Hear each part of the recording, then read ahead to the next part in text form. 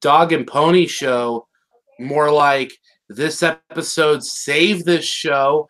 Oh, dab. Oh, Dabbing yeah, in this is a good episode. Unironically dabbing in 2019. I totally do not want to kill myself. What's up, people? Undercover Brony here, and we're talking about a good episode from season 1. Who'd have damn thunk it? I know there's a lot of slog to get through with season 1. I'm your one of the good ones. It's your boy Snakeskin 94, or as I want to start calling myself now, Thick Skin 94. Over here with thick boy. Over here with Soft Boy John. There you go. There you go.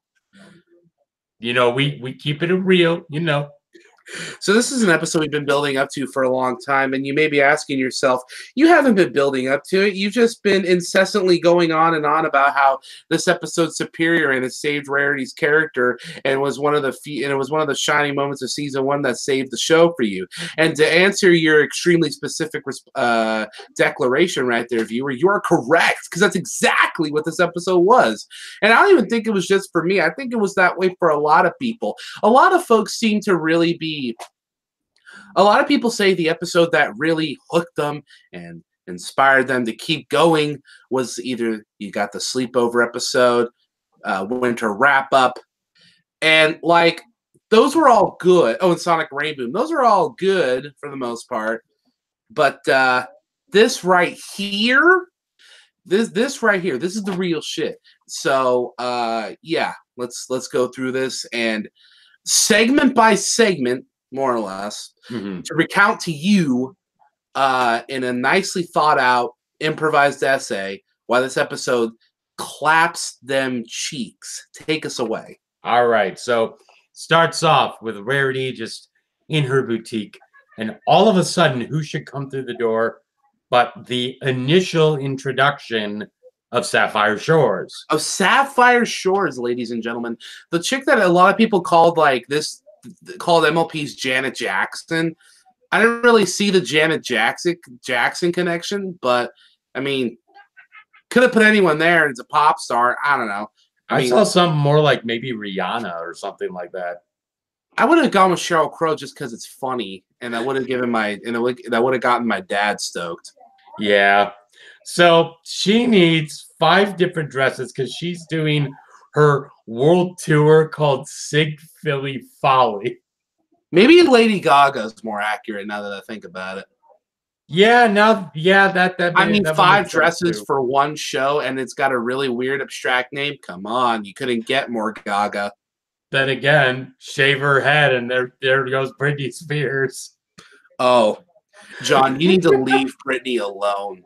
You're lucky she even performed for you. Leave Britney alone. God, classic YouTube. That's classic internet. It's right up there with Trollface and Chris Chan. It's one of the cornerstones. Yeah. So she needs like 5 different dresses with each type of gem because Rarity has this ensemble that is literally like an Elvis uniform with gems on it. Yeah. Like, can I have 5 more of those, each with a different color gem? I'm like, damn, color coordination is a bitch, just like this bitch. I'm just saying, she's more of a rhinestone cowboy than actually Elvis. Was it Elvis that was the rhinestone cowboy? I think so. Either way, there's a rhinestone cowboy joke in there. Actually, if you like gorillas, you could try to make a rhinestone eyes reference, but I'm not sure how to word that. Or go Shine Down and do Diamond Eyes. I love Shine Down. It's a great band. They're so good. I feel like they're underrated, but at the same time, they still kind of get the credit they deserve. They still tour, still put on bands, and they're more popular than, say, Seven Dust, but they're not as mainstream as like Drowning Pool, and that almost bugs me. Well, considering Drowning Pool only is a one-hit wonder in most respects, kind of sad. You know, to give them credit though, I actually listened to their albums after that, and yeah, the original one with the original singer, that'll be the best. But to give them credit, they never stopped trying. They're like the Quiet Riot of our generation. They had the one album, but they still had some okay tunes afterwards. Yeah. Gosh darn it. Now I'll say, when we're talking about Shinedown, I gotta go with my favorite on that one, which is Sounds of Madness. Oh, dude. Oh, dude. Hold on. Can I leave the review real quick and just jam out to some? No, I'm kidding. You know, I don't know why those two bands just gel too well with me. Seven Dust and Shinedown. They should only ever tour with each other and maybe Nonpoint. Nonpoint's the one that wrote Bullet with a Name on it. Yeah. Anyway, I got a bullet with the name on it. Bullet with the name. Oh, that's good. Anyway, that's my TED talk on new metal real quick. Anyway. Yeah. So it switches over to Rarity and Spike out in like the mountaintops of Ponyville. And Saliva. Seven Dust, Shinedown, and Saliva. Boom. Click, click, boom. What the hell is wrong with me? My mom and dad weren't perfect, but still you don't see so crying ass bitching for me like it seems to be on everybody seeing it. Just like, damn. Good. Man, we had cool tunes when we were kids. Right. So she's digging around for gems, and this is where it becomes apparent what her cutie mark actually is, because she's a fashionista, yes, but that's not her special talent. Her special talent is the location and retrieval of gems. And I'm like, that's kind of cool. That is what her cutie mark is. I totally forgot that's what it meant. Yeah. I mean, Pinky's is her whole thing is desserts. Twilight is her specialty for magic. Applejack's apples, you know, and Rainbow Dash is, I don't know, speed. I am speed, ka-chow, more or less. Yeah. Fluttershy's is nature. You know, actually, that kind of goes back to my cutie mark Crusader thing. Almost any other cutie mark in the show, it's very broad and left to interpretation. But the cutie mark Crusaders, whenever they take over, cutie marks are suddenly extremely specific. And I guess that's the point I was trying to make last week, was that it's just really weird how that shit works. Mm-hmm. So they're going through, and you see, excuse me, by the way, you see these dog things, well, these hands that are like looking through the bushes, and I gotta say, they sound just like Gollum from Lord of the Rings. They're just like, oh, they have the precious gems. Oh, it's not the dragon, it's the pony. Really? I thought they were going for more of a Robert Duvall impression. Dude, of course they're Gollum. The first thing I thought was like, wow, I can't believe that Friendship is Magic is actually a sequel to Lord of the Rings, and these are Gollum's grandkids. Wow, I'm shocked they didn't try and get Andy Serkis for the role. I'm surprised they didn't get Alan Tudyk. That just sounds like a voice that that he's done, because his career's only been in an upcline since 2010. Okay, now since you mentioned Alan Tudyk, I gotta ask. Yeah.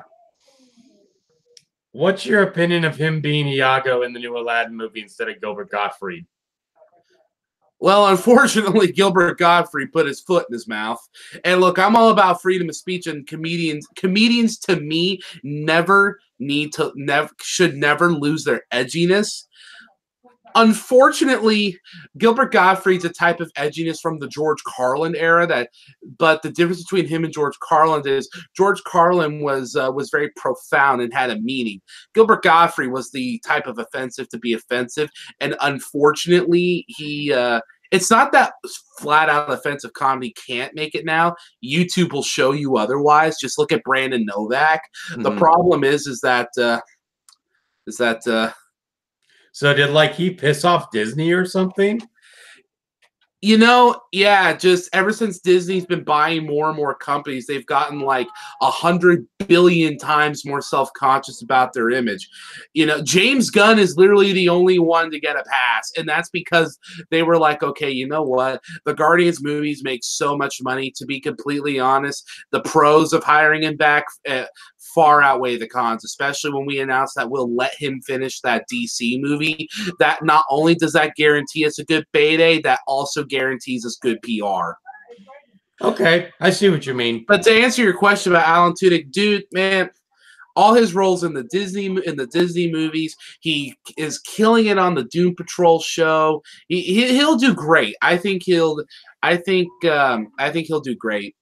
Speaking of that live action Aladdin, I was at Disneyland this week because I took my vacation. And dude, I'm a 24-year-old man. Am I just not gonna go to Disneyland?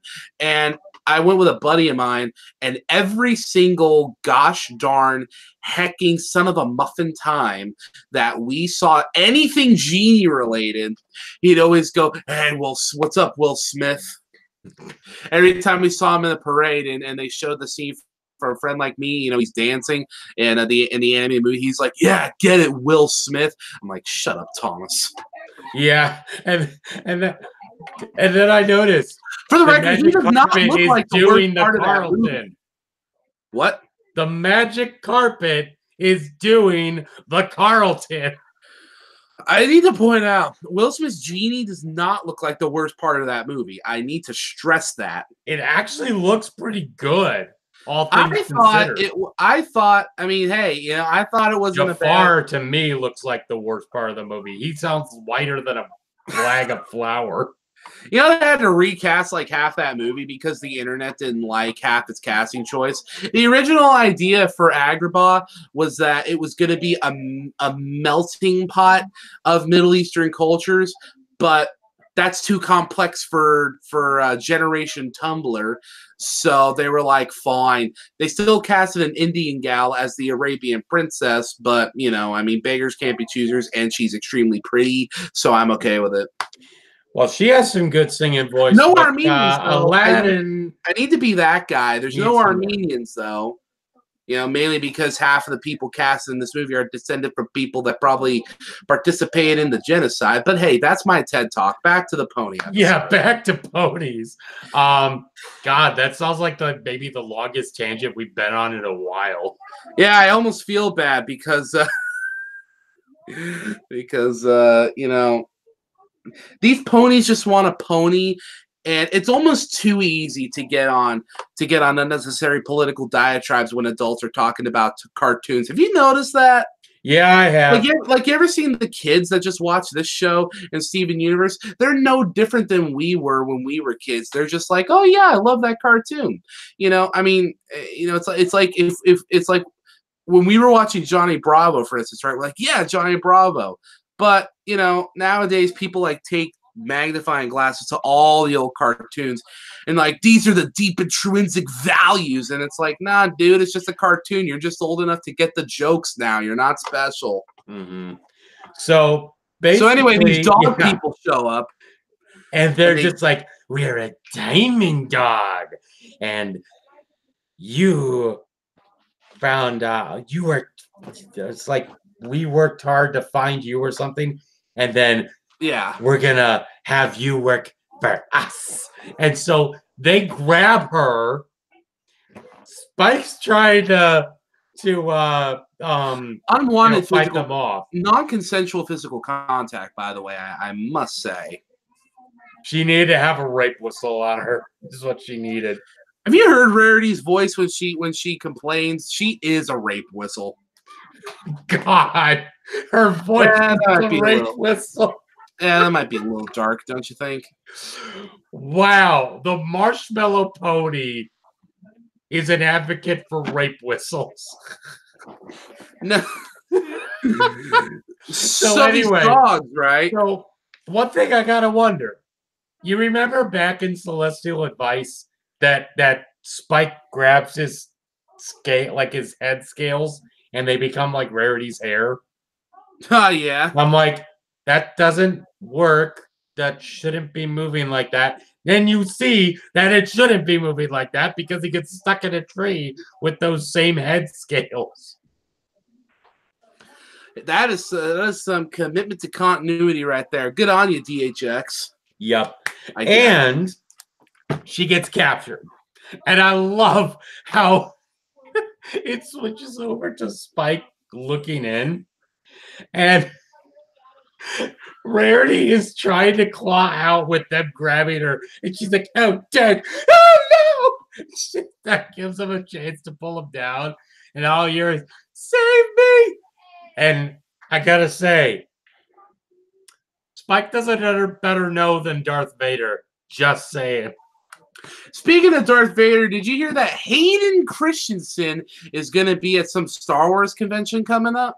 Oh, really? Yeah, he's going to be part of a panel. I think like the first time ever. I'm like, you know what? Good for him. Good for you for not completely turning your back on a fan base that at least 50% hates you, kind of like the kid that played Anakin in the first movie. That not only does that take an iron will, that takes some balls.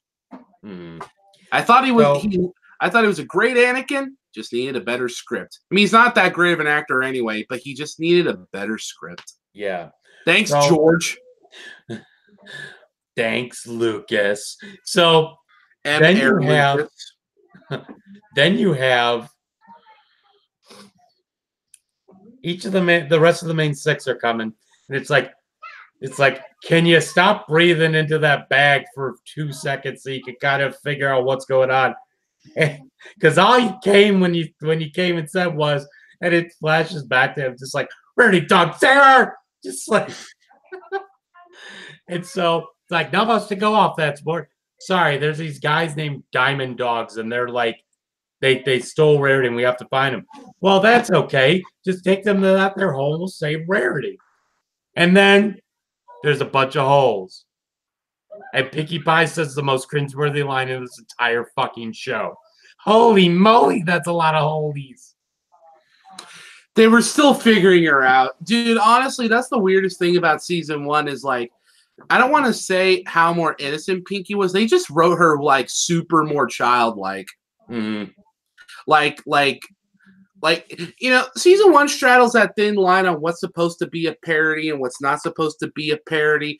Like, Rarity, for instance, someone tried to tell me once that Rarity's whole persona is it's supposed to be like a rib on like the Bratz dolls and stuff, you know, those completely one-dimensional things and her whole, and you know, that whole girliness stuff like the old Disney princesses. I told them I could maybe buy that except for the fact that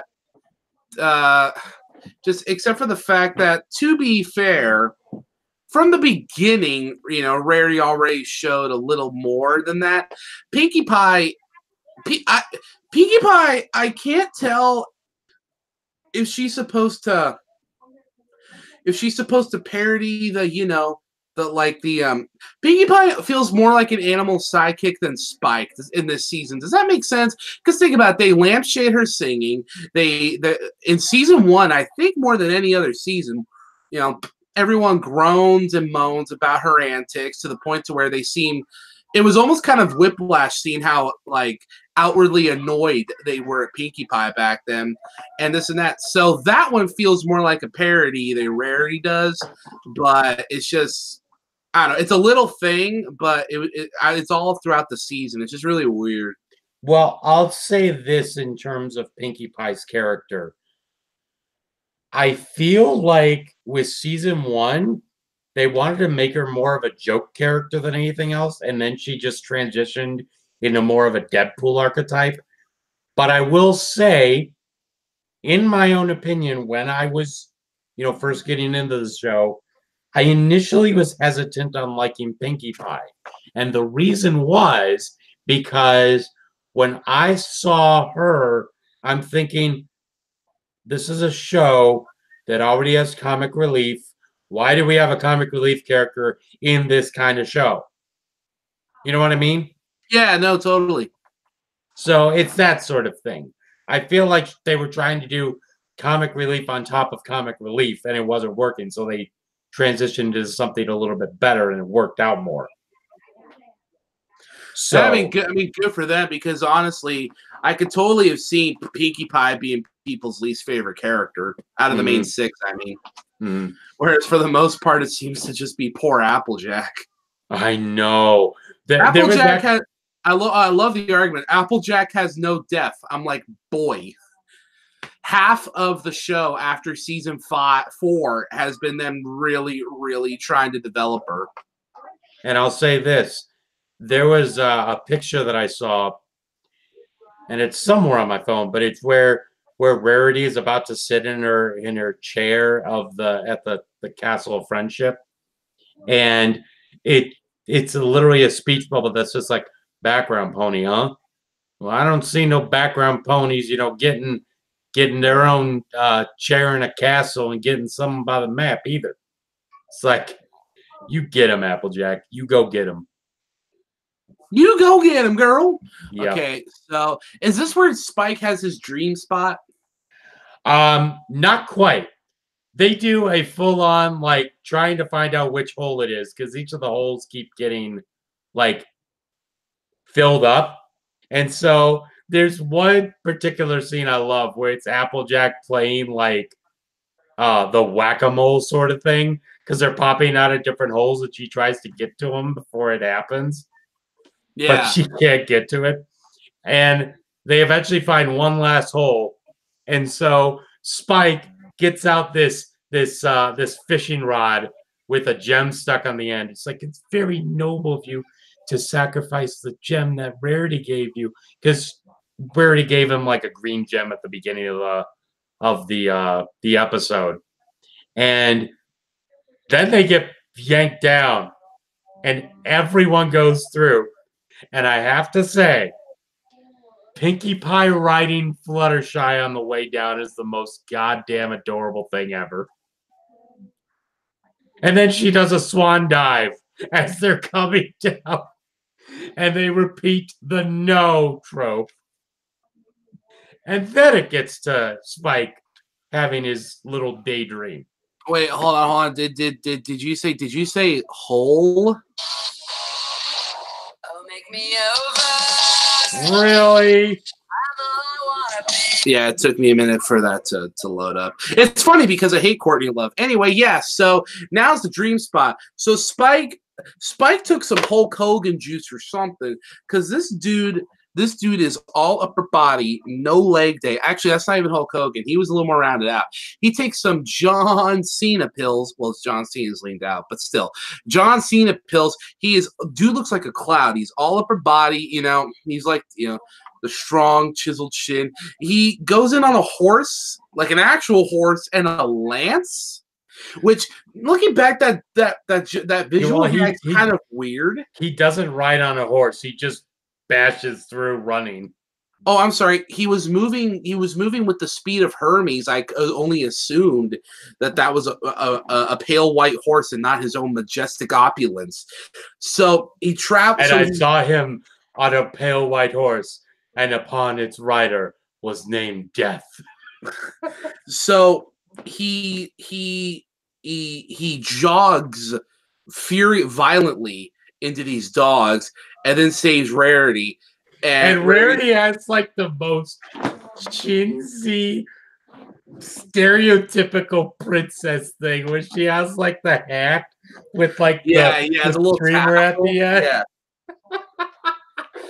and I'm watching this, and I'm just like, okay, did I just walk into, is this a show, or did this become a Disney Prince and Princess RP group? What is this, DHS? And then he almost kisses Applejack. And then Apple Spike was born, everybody. Huh? I said, and then Apple Spike was born, everybody. And it would not come again into people's minds until season 3. And you know what episode I'm talking about. Spike at your service. Oh, yeah, that episode was fantastic. And then you look at the clop that was made out of that shit. And you're just like, what the actual fuck? This fandom has always been said how fast this fandom is at creating content, but Dios mío, los bronies están muy loco. ¿Tú sabes? I'll tell you this. So you know how I go through like different like sections of Clop just to see how funny it gets? Yeah. I found a comic where Spike gets a growth spurt from losing his goddamn virginity to Amber. God, the comments section for this whole song. Who's here after watching Captain Marvel? Whole originally brought me here. Captain Marvel brought me back. Captain Marvel's soundtrack is going to be fire emoji. Well, Captain Marvel definitely brought me here. Glad to be back in the 90s again. Knew this before Captain Marvel. Captain Marvel nostalgia. Who's here after Captain Marvel? Hello from Russia. I love Captain Marvel. This song smells like Nickelodeon school pizza, Clueless, lightning bugs, and honeysuckles. What? Yeah, Luna Neptuna Sag says this song smells like Nickelodeon school, pizza, Clueless, lightning bugs, and honeysuckles. Okay, they always show that in movies, right? When kids are kids and it's the kids chasing lightning bugs and catching them in the jar. Who actually did that? I didn't do that. You didn't do that. I grabbed them in my hand and like held them, but I didn't ever put them in a jar. Okay, so now Captain Marvel is not only alienating men, now it's alienating people that don't live in a place with fireflies and light bugs. Yeah, thanks, Brie Lars. Thanks, Kevin Feige. Then you look at like Marvel doesn't need men reviewing this because it needs its own, like it has its own feminine identity. Random guy. Oh, guess I won't see it then. What? Too good for a strong female character? Ha! And you call us the snowflakes. It took them 11 years for them to get this movie out. And they had like 8 years. They could have done it with Black Widow. Yeah. But anyway. So Apple Spike is born, and then the dogs are getting fed. I may be wrong. Don't they try to whip Rarity? There's one point where they try to. But yeah, she's trying to pull this like rusty old cart. And she's like, oh, this doesn't work for me, and I can't deal with this. And it's like, stop whining. And then I gotta say, I'm gonna do the whole fucking montage because I love this. The best scene in this entire episode is where Rarity's like, whining? I am not whining. I am complaining. Do you want to hear whining? This is whining. Oh, the carriage is too tight. It's going to change. Can't you loosen it? Oh, it hurts. It's so rusty. Why can't you clean it first? It's going to leave a stain. And the wire is getting heavy. Why do I have to pull it? Stop whining.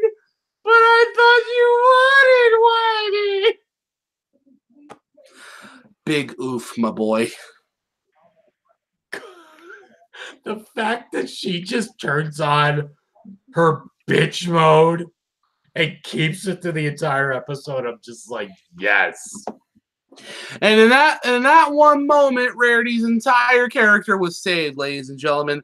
Proof that this show and your show too, if you come up with television shows one day, can accomplish amazing things if you have competent writing. And this was the point that everyone was just like, God damn, Tabitha St. Germain can act.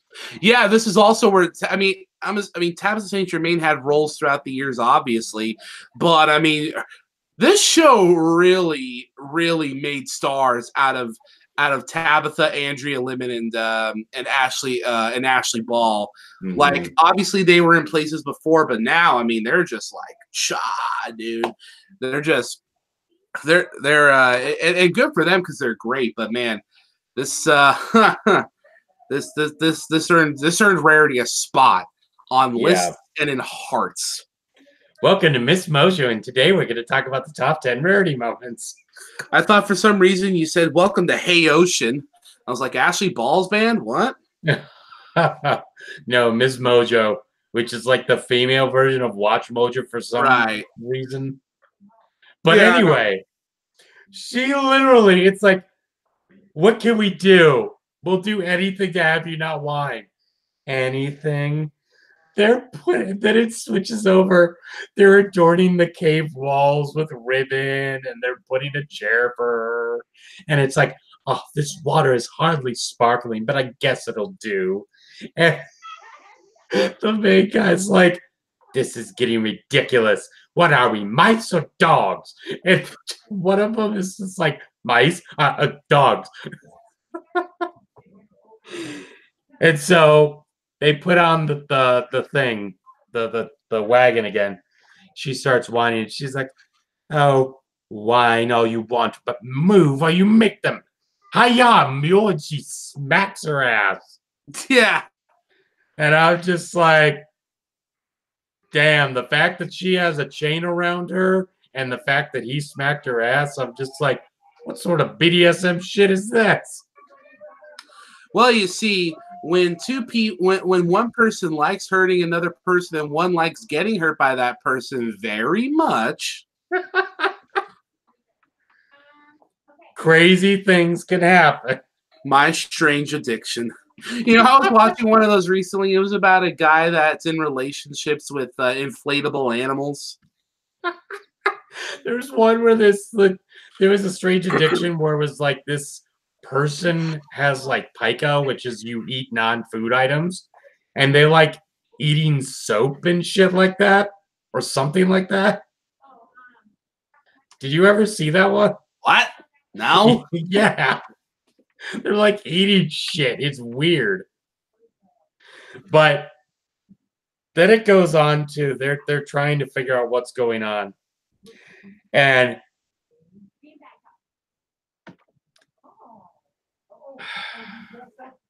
there's one small little thing that's just like, oh my gosh, really? And it's where it's like how it's like a catacomb. So it's a bunch of cave systems, and it's like, how the heck are we gonna find rarity in this? And it's like, Twilight, use your magic. I don't have gem finding spells. No, Twilight, you do. Oh my gosh, you're right. Rarity taught me a while back.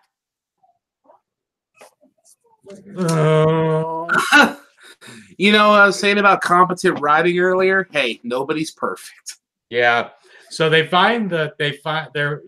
Twilight fires up the spell and they follow the gem trail. I just got that. Yeah. I was wondering if you'd comment. Although when I said it, I'm thinking they're following the chemtrail. The Illuminati confirmed. The chemtrail. Oh, I thought you were going to make a Breaking Bad reference because, hey, the show's been off the air for 4 years, but it's still one of the greats. Yeah. Isn't Better Call Saul still on the air? I think, but I haven't kept up with it because it's not, no offense, Saul, but you're not Walter White. Yeah, but he was one of the better characters in that show, though. That is correct. So, mainly as a sleazy con man. But anyway, so they're going through and they see this like cage rattling, and Spike goes up and grabs a stalagmite, and this is like right after they find her. The Diamond Dogs find them, and it's like, more workhorses, and they grab and then put rope over their mouths, and I'm like, the BDSM's coming back. What is this? And well, so, you see, and then I love Applejack's line here where she's just like, "Who doggy? If you want a big bull by the horns, you better be ready for a ride." And she like, bucks them off, and they all buck them off. And that's when Spike gets the I think is it a stalactite that's on the ceiling? It's stalagmite that's on the ground. Yes. Okay, so he grabs a stalactite. And he's on Twilight, And it's like, off to save Rarity, away! And Twilight's like, what the hell are you doing? Please, Twilight, let me just have this once. All right, Winnie's and goes through. Legit dead-ass horse whinnies, my boy. Yeah. I'm literally like, WTF? You fucking what, mate? I'm like that Fallout, the Fallout guy meme where he's like, now hold on. Yeah, yeah. You know the one where like his head's going into his chest? I can almost think of like the Nope guy from Team Fortress 2. Oh, engineer. Nope. And then it's nope. like, and then his head extends. His extends. Nope. I can't even tell you how that came about. I just know it is, and it's glorious. Yes. Nope. So anytime someone does that thing where you're arguing with them and they refute your claim by saying nope, and it pisses me off, I always think of engineer. It's like, nope. It's like, damn it. Although to me, especially with that video I sent you a little while ago, if you ever see people making up some bullshit, you just look at them like that, and you're just like, shut the fuck up.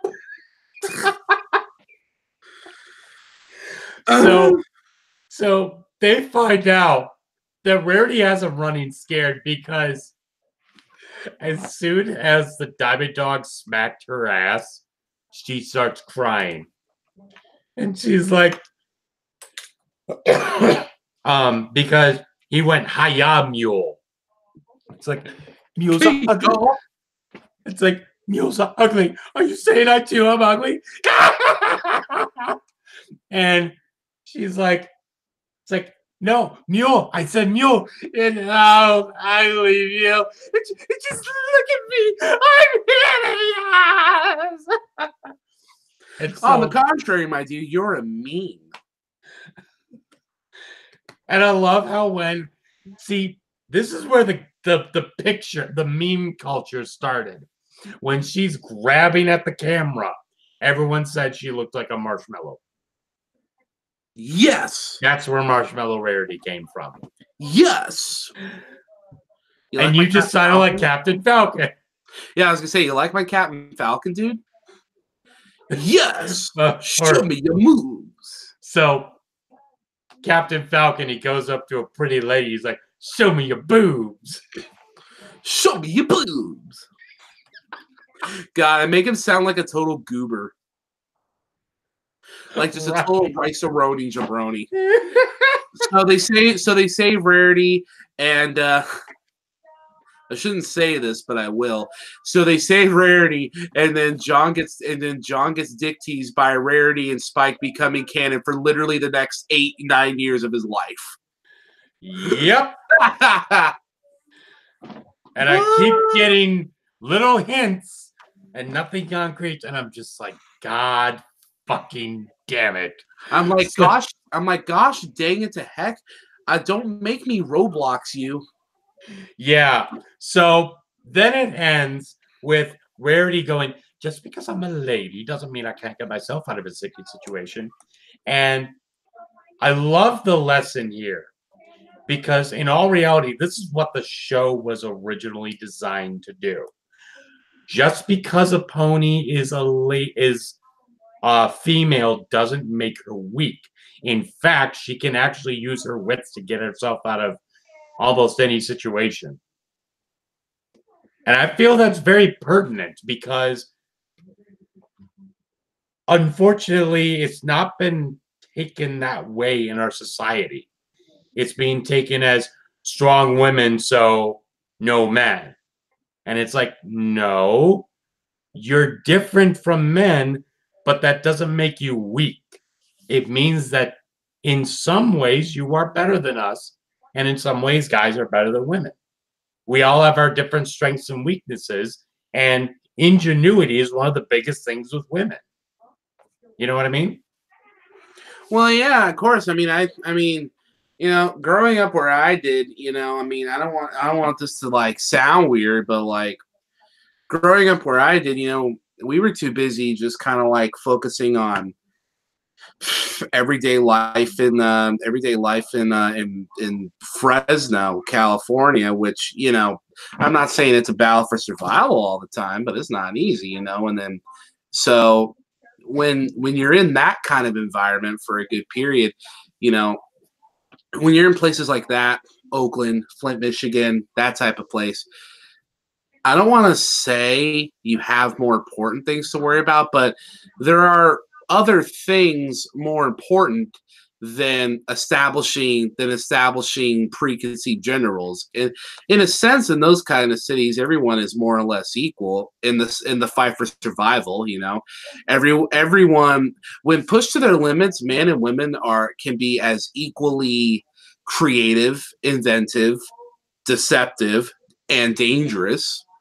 And you know, so like it was never a question to me whether or not, you know, men and women were equal, or men can be superior at some things and women can be superior at some things, because that's just obvious. But like in my world, it was more in a practical sense, not in like you know, not in like a neo-political type of sense, you know. I mean, like in a practical, applicable to everyday life. There are literally things that women are better at than men, that are, and that's a good thing, because they can produce effective results that help everybody, and vice versa.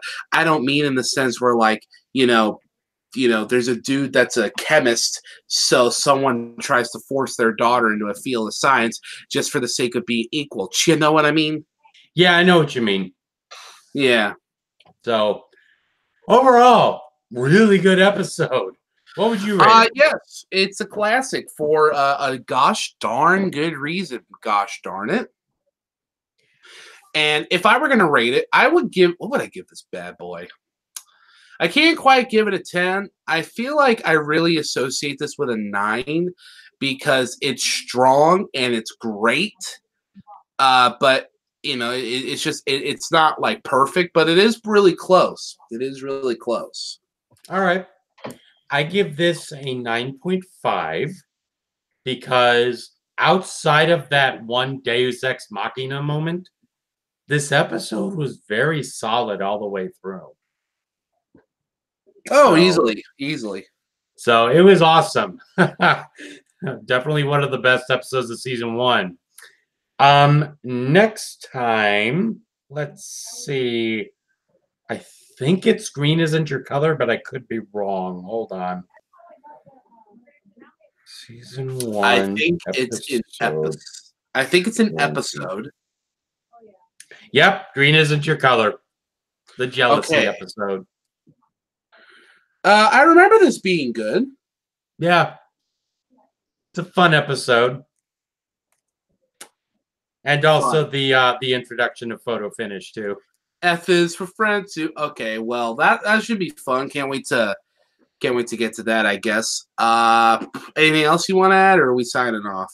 I think that's about it. You know, pretty fun. And yeah, we'll see y'all next week. I know that April 6th is coming up quick on us. I'm getting a schedule from my new job, so it's going to be kind of erratic, but we'll still be able to work each week to get new episodes to you guys of the final season. Yeah, April 6th is really a cluster for me because back in November there was supposed to be a Metal Gear Orchestra, but it got canceled because Konami hates me, and they moved it to April 6th. Then the next day after April 6th, April 7th, is not only my dad's birthday, it is WrestleMania 35. Or is it 6? No, 35. And yeah, so and next Saturday I'm going to a show in San Francisco on Saturday. So Chaboy is busy, is what I'm saying. And John too, I guess. I mean, he has a job or some crap. But I am no, I'm kidding. Yeah, I have a job working with developmental disabilities, and we don't get short staffed. So my schedule is kind of like one of those rotating ones. So we'll see how that goes. That must be nice to know you're never going to be short staffed. Yeah, but that could also mean that I could be forced to do 16-hour days. Well, I don't know, just buy a car or something. I did. So, all right, we'll talk to you guys later. To get a job. Yep. We'll talk to you guys later. Peace out, Dragon.